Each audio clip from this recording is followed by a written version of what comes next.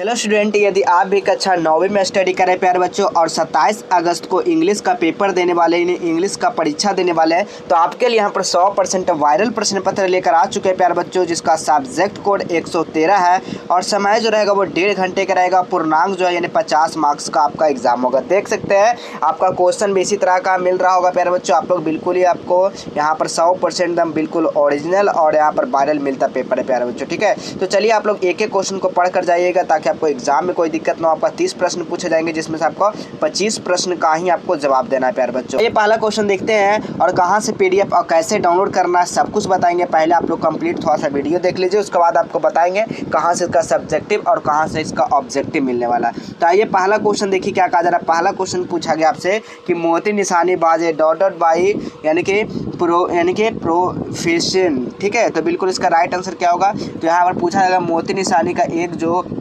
पेशे था ना वो क्या था, तो बिल्कुल याद रखिएगा उसका पेशे जो था वो क्या था, यानी कि साइकोलॉजिस्ट था, यानी कि मनोवैज्ञानिक था। यानी ऑप्शन नंबर यहाँ पर क्या होगा, बिल्कुल बी राइट आंसर हो जाएगा। चलिए अगला क्वेश्चन आप लोग देखिएगा। अगला क्वेश्चन क्या कर रहा है, बिस्मिल्लाह खान वुड डॉट सिंह यहाँ पर जो है ना इन द यानी कि बिरोजी टेम्पल, यानी कि क्या हो जाएगा, यानी कि बिहोरीजी टेम्पल यानी कि मंदिर में जो है बिस्मिल्लाह खां क्या गाते थे। तो बिल्कुल याद रखना है कि वो चैता गाते थे, यानी कि ऑप्शन नंबर क्या होगा प्यारे बच्चों, डी बिल्कुल राइट आंसर होगा। अगला क्वेश्चन आप लोग देखिएगा जी। अगला क्वेश्चन क्या कर रहा है, Echo and necessities is taken from dot mythology क्या हो जाएगा यहाँ पर, यानी कि इको और नर्सिस से जो लिया गया था वो पौराणिक कथा जो था वो कौन सा था बाबू। तो बिल्कुल याद रखना तीसरा का जो राइट आंसर हो जाएगा ना वो ग्रीक था। तो बिल्कुल ऑप्शन नंबर यहाँ पर क्या होगा, सी बिल्कुल राइट आंसर हो जाएगा। अगला क्वेश्चन देखिए, the poem sound has been translated by क्या हो जाएगा, यानी कि ध्वनि कविता का अनुवाद किसके द्वारा किया गया है। तो ये जो है ना यानी कि राजनी जो है ना किसके द्वारा किया गया था, राजनी पारुलेकर के द्वारा किया गया था। यानी ऑप्शन नंबर क्या होगा, ए बिल्कुल राइट आंसर होगा। अगला क्वेश्चन आप लोग देखिएगा। अगला क्वेश्चन क्या कहा जा रहा है, द यानी कि untied limb is a horror movie of the, यानी कि जो यानी कि द अनटेड लिम्ब एक हॉनर फिल्म है, वो कब यहाँ पर लाया गया था। तो बिल्कुल याद रखिएगा 1950 में।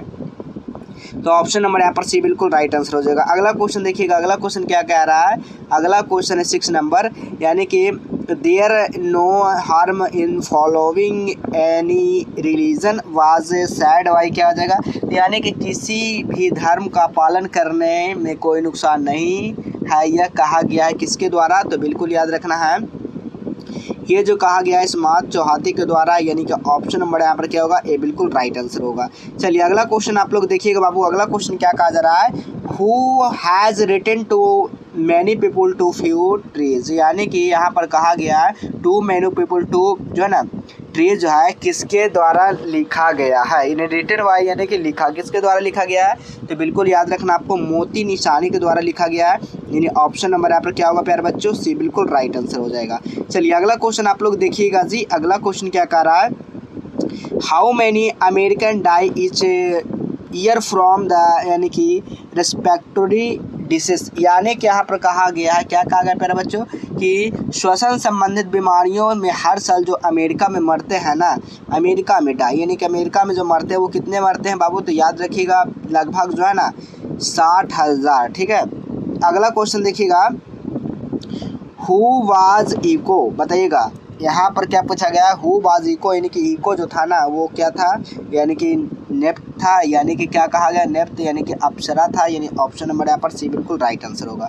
चलिए अगला क्वेश्चन आप लोग देखिएगा बाबू। अगला क्वेश्चन क्या कहा जा रहा है, हु यानी कि डिटेनेड हेरा, यानी कि हु डिटेनेड हेरा क्या है, यानी कि हु मतलब कौन, हेरा को किसने हिरासत में लिया।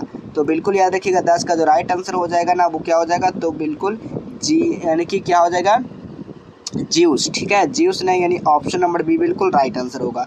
चलिए अगला क्वेश्चन देखिएगा, when was the highest civilization award confirmed on you, यानी कि उस्ताद बिस्मिल्लाह खान को जो है ये जो अवार्ड मिला वो कब मिला था, कौन सा इसमें मिला उस, यानी कि कहने के बाद उस्ताद बिस्मिल्लाह खान को सर्वोच्च नागरिक पुरस्कार जो प्रदान किया गया वो कब किया गया। तो बिल्कुल 2001 में, यानी ऑप्शन नंबर ए हो जाएगा।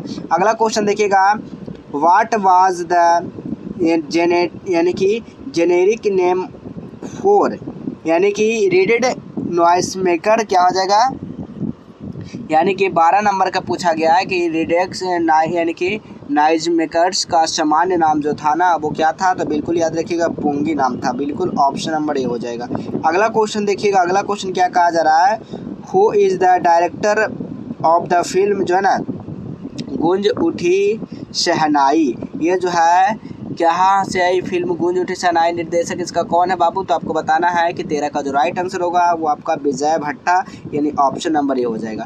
अगला क्वेश्चन देखिएगा, who was the first Indian to great the nation on August 15 August 1947, तो बिल्कुल 14 का जो राइट आंसर 1947 का राष्ट्र का अभिवादन करने वाला जो पहला भारतीय जो व्यक्ति जो थे ना वो कौन थे, तो बिल्कुल याद रखना है आपका उस्ताद बिस्मिल्लाह खान, यानी ऑप्शन नंबर क्या होगा बी, बिल्कुल राइट आंसर हो जाएगा। चलिए अगला क्वेश्चन है, who was the Bismillah Khan father, यानी बिस्मिल्लाह खान के जो फादर जो थे यानी पिता जो थे वो कौन थे, तो बिल्कुल याद रखना है उनका पिता जो थे ना वो यानी कि पीताम्बर बख्श थे, ऑप्शन नंबर यहाँ पर सी बिल्कुल राइट आंसर होगा। अगला क्वेश्चन देखिएगा, who has written to daffodil, who has written to daffodil, यानी कि टू डैफोडिल जो है ना किसने लिखा है, तो बिल्कुल याद रखना है रॉबर्ट हुक के द्वारा, यानी ऑप्शन नंबर सी हो जाएगा। चलिए अगला क्वेश्चन जानने से पहले आपको बता दें कहाँ से इसका पीडीएफ डाउनलोड कर पाएंगे और कहाँ से इसका सब्जेक्टिव ऑब्जेक्टिव डाउनलोड कर पाएंगे। तो सबसे पहले अपने फ़ोन में गूगल को ओपन करना है और सर्च क्या करना है यहाँ पर